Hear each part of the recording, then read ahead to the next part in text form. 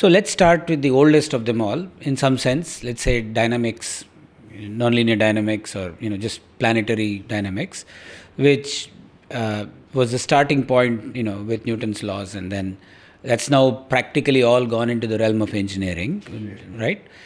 So let's talk of the next level, which is, say, condensed matter physics, right? So what are the exciting questions in condensed matter physics today? Well, this would need a very, very long answer. But since time is short, I would say, I think the biggest things have been the fact that you have the state of the system. I'm not a condensed matter experimental theorist or an experimentalist, but I'll give my outsider view of it. It's just the fact that, people thought that if you understand the basics of one particle or one fundamental entity, then you'd be able to build on everything. As a sum of all the things, lots of particles coming together. But when lots of particles come together, new effects emerge, which is exemplified by condensed matter physics.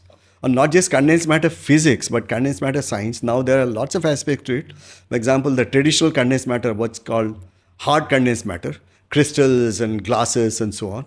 And then there's soft condensed matter.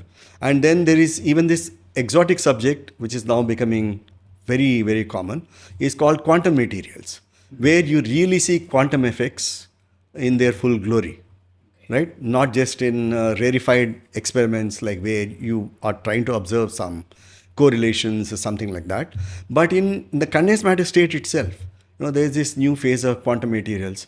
There are, I'll just put out a few words, topological insulators, graphene, right?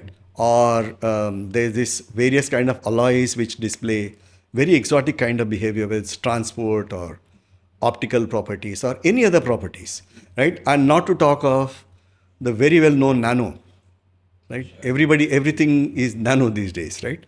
And if you just look at a part of condensed matter, that is a collection of atoms behaving in response to light.